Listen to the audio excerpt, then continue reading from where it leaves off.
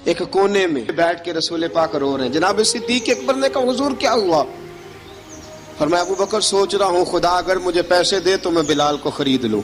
سوچ رہا ہوں. جناب ابو بکر صدیق گھر گئے. گھر جا کے حضرت عباس کو بھیجا. کہا امیہ میرا مخالف ہے, مجھ سے وہ بات نہیں کرے گا, آپ جائیے, آپ جا کے کہیے بلال کو بیچ ڈالے. حضرت عباس نے جا کے کہا بلال کو بیچ دو. کہنے لگا میری قیمت بہت زیادہ ہے, 50 دینار کا میں نے خریدا ہے اور میں منافع لے کے بیچوں گا. حضرت عباس نے آ کے جناب صدیق اکبر کو بتایا تو ابو بکر صدیق فرمانے لگے چل مجھے ساتھ ہی لے جا, دیکھ لیتے. پہنچے. جب ابو بکر صدیق کو آتے دیکھا نا تو چڑھ گیا.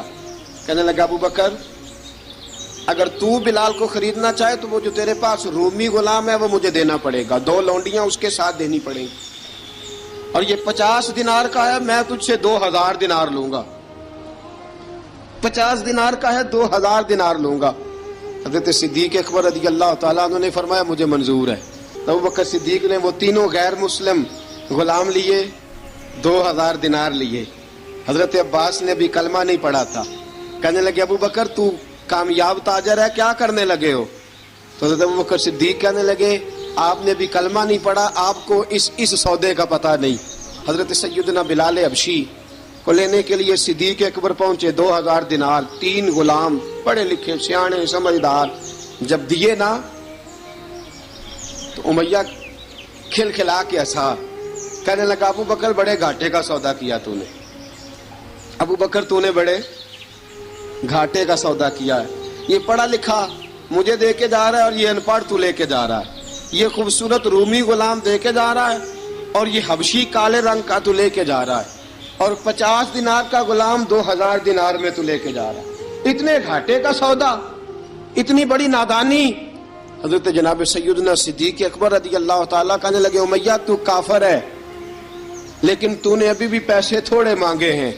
تو نے بلال کا رنگ دیکھا ہے, میں نے مصطفیٰ کے عشق کا رنگ دیکھا ہے.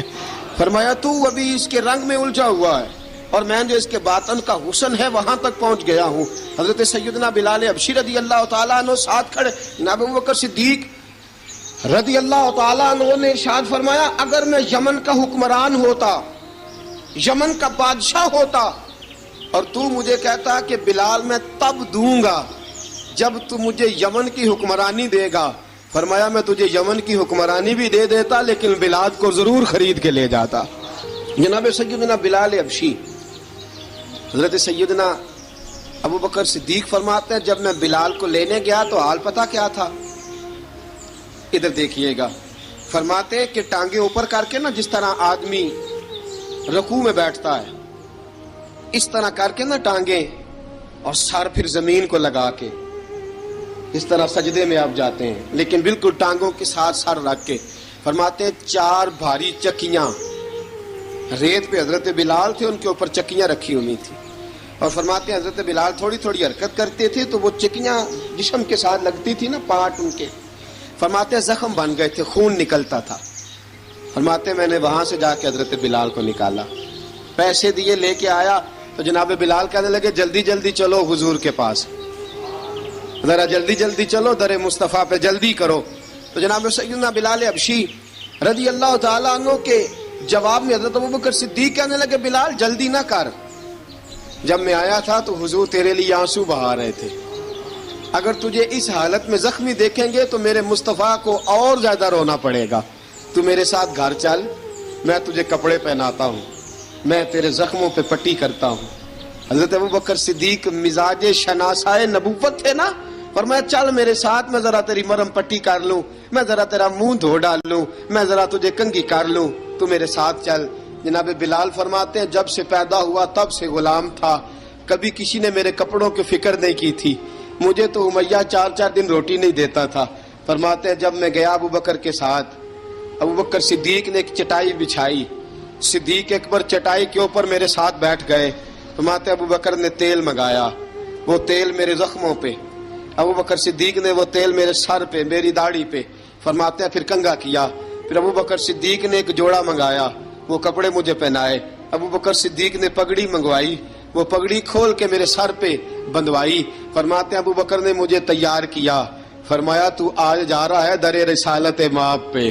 جو حضرت بلال حبشی رضی ان کے دل میں بڑی امنگ تھی آج جاؤں گا در رسالت مآب پہ. ملا رومی لکھتے ہیں کہ جناب سیدنا صدیق اکبر نے سجایا سوارا جناب بلال کے آنسو رکتے ہی نہیں. کہا باپ ہوتا ہے جو خدمتیں کرتا ہے. میں نے آنکھ کھولی تو باپ کا سایہ تو میں نے دیکھا ہی نہیں. اور فرمایا ماں تھی تو ماں جب بھی میں کام کر کے آتا تھا تو مجھے دیکھ کے میری اماں بس رو دیا کرتی تھی. 2-3 بہنیں تھیں اور حضرت بلال فرمانے لگے ان بہنوں کو میں دیکھتا تھا تو وہ میرا حال دیکھ کے روتی تھی اور جب وہ مجھے دیکھتی تھی تو میں رو دیا کرتا تھا. فرمایا ابو بکر میں نے تو یہ رنگ ڈھنگ دیکھے نہیں جو آج تو مجھے دکھا رہا ہے. جناب سیدنا صدیق اکبر رضی اللہ تعالیٰ عنہ بنا سوار کے نا حضرت بلال کا ہاتھ پکڑ کے سینے پہ رکھا. جناب بلال ہجکی لے کے روئے. حضرت ابو بکر صدیق نے فرمایا جتنا رونا یہاں رو لے, میں کائنات کے آنسو دیکھتا ہوں لیکن جب نبی کی آنکھوں میں آنسو دیکھتا ہوں تو دیکھے نہیں جاتے. فرمایا یہاں رو لے, حضور کے دروازے پہ جا کے تیری آنکھ میں آنسو نہیں آنا چاہیے. حضرت بلال حبشی بھی روئے, جناب صدیق اکبر بھی روئے. جب پہنچے نا دروازہ رسول پہ حضرت سیدنا ابو بکر صدیق لے کے پہنچے تو بند کر دیا تھا نا حضرت بلال کو, بلال تو نے رونا نہیں, عشق ہوئے تے درد ہوئے تے ہائے نکلے پھر کوئی نہیں رہندا جر کے.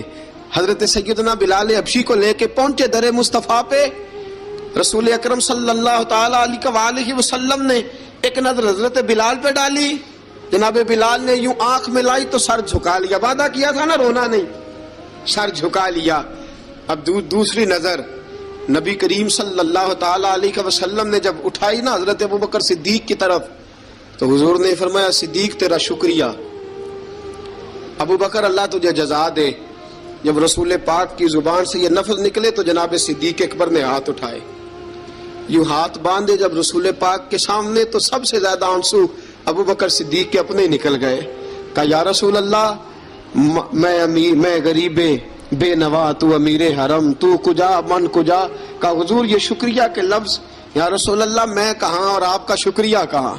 نبی پاک صلی اللہ علیہ وسلم نے فرمایا ابو بکر کاش تو تھوڑے سے پیسے میرے بھی ملا لیتا, بلال کو خریدنے میں میرا بھی حصہ ڈال لیتا, میں چاہتا تھا. ابو بکر پھر روئے. کہا یا رسول اللہ میرے پیسے کس کے ہیں؟ آقا میں بھی آپ کا یہ بھی آپ کے. جناب سیدنا بلال حبشی رضی اللہ تعالیٰ عنہ کی طرف حضور نے دیکھا تو فرمایا بلال آ یار ذرا سینے سے تو لگ جا.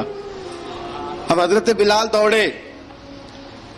جب رسول پاک کے سینے سے لگے تو ایک جملہ میرے محبوب کی زبان سے فرمایا بلال تو نے بڑی سختیاں برداشت کی ہیں, تجھے میرا اللہ ہی جزا عطا فرمائے گا.